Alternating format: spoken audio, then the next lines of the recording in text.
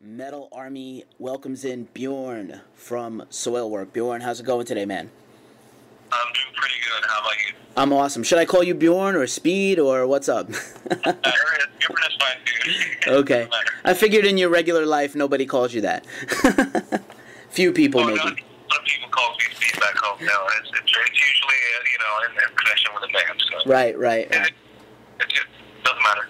No worries. So, I've heard, listened to it a lot. The brand new record that's about to come out, The Living Infinite. What can you tell us about making the record? I'm really stoked to find out all about it.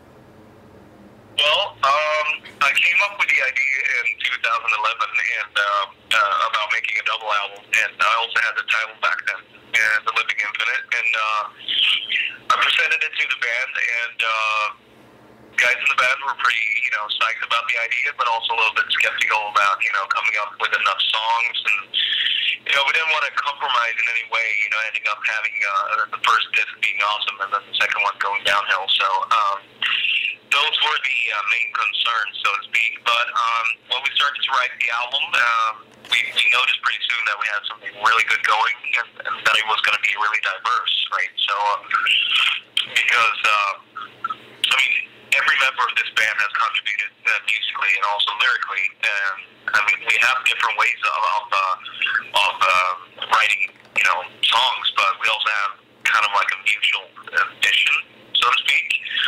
So yeah, we noticed we had something really diverse going, and I think that's exactly what we needed if we're gonna make a double album. We couldn't have done like two Stepping the Dramas, that wouldn't have worked out. So it needed to be diverse and have a lot of like details and nice transitions, and I think we definitely pulled it off. I agree, man, definitely. Out of curiosity, how much of the record was written after Peter announced he was leaving the band? All of it, actually. So Peter didn't really contribute with anything to this new album. David Anderson, the new guitarist, he was there from the beginning when the idea was presented. So he was there from the start, getting into that kind of mindset of creating a double album. That's awesome, and I think Soilwork fans are now, that he's been in the band quite a while, I think people are very familiar with Sylvain's style, and the combination is terrific. Yeah, I think it works out really well, and I think Sylvain and David has a great communication, both on the personal level and also musically. So I think that's definitely really important. And we've known Dave since 2006. So he's been touring with the band. He's done like 2 North American tours, and he's been doing 1 Japan, Australia tour as well. So we know him very well, both on a personal level and also as a musician. And he ended up contributing with 7 songs on this new album. So I think it came out really, naturally for him. I don't think he had to adjust or adapt to any way of writing solo songs. Like I think it's really, close to his heart, and came out very naturally. Awesome. And since you mentioned earlier, that the concept of the double album was yours, I wanted to ask if there were any recent or classic double albums that inspired you or influenced you that made you want to have one also in your band? Good question. I've been asked this question before, and somehow I can't come up with like a lot of them. But there's an album that's not within the metal or rock genre at all, which is Songs in the Key of Life with Stevie Wonder, which is a really cool album by the way.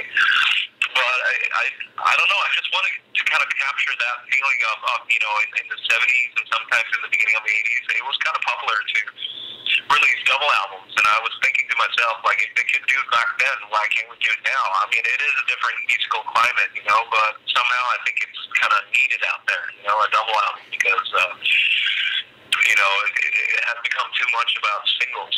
It's about external hard drives with a terabyte of songs. Who wants that? You want to have a whole album that's going to take you on a journey. You want to see the sleep. I wanted to pass on that feeling, like I had back in the day, opening a double album and kind of just, seeing all the different song titles and the lyrics, and before you put it on, you know that you're going to be taken on a journey, you know, and that's what I wanted to pass on, that feeling, you know, and that there's a point. It's a double album in the true sense of the word, you know.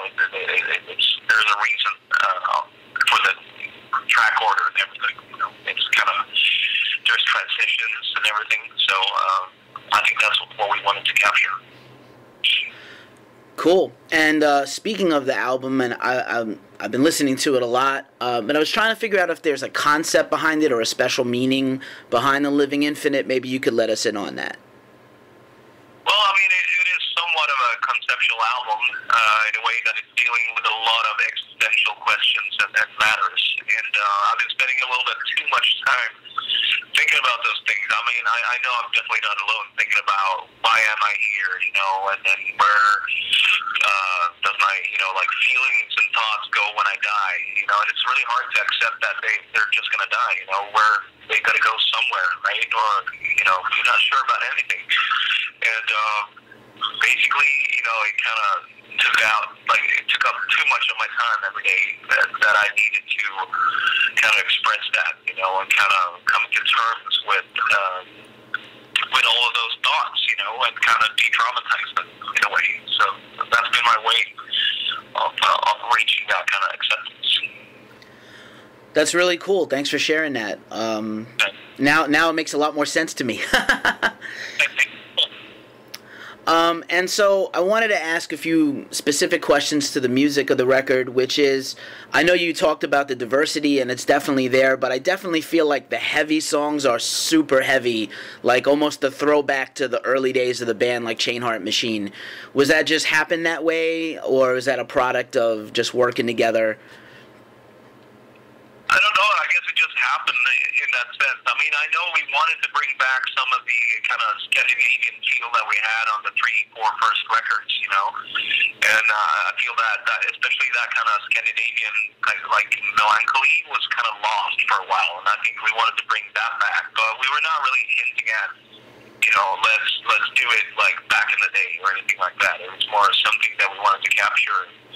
I mean, we are different people nowadays, you know, and I think we've become better songwriters. So we just needed to channel that kind of, you know, feeling and the vibe of being more melancholic in a way. And but like you said, I mean, it's like, for example, Spectrum of Eternity. It's like the opening song, and it's super intense and super thrashy, but still has that kind of melodic sense to it, you know. And then there are songs that are like super mellow, like Antidotes and Passive, for example. You know, there's all clean vocals, and I guess in that sense, it's a really good summary of our career. It definitely has that feel, like a retrospective with all new songs. It's true. Yeah. Good stuff. And I wanted to ask also, because, again, there's just so much to tie together with a double record. First time working with Jens Bogert that I know of for you guys. You worked with a lot of some of the best producers in metal history, actually. The first record with Jens, what was it like working with him compared to other guys the band has recorded with? Well, I mean, he's how can I say? I mean, he's a very emotional guy, and he's so emotionally connected to the music as well, which is really important to us, you know, to really capture the vibe in the music and not.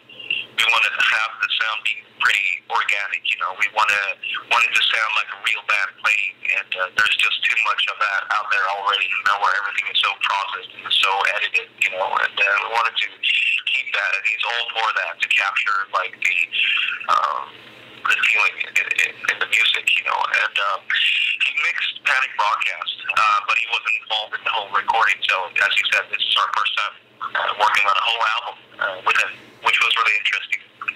He also has, you know, really great assistants working with him that I should definitely mention. And it was Johan and Linus that was a big part of this recording as well. And really great people, and also really emotionally connected to the music. And it was really cool because it's been a while since we were, you know, gathered all together in the studio and building the album from scratch. Before, or the recent albums, it's been more of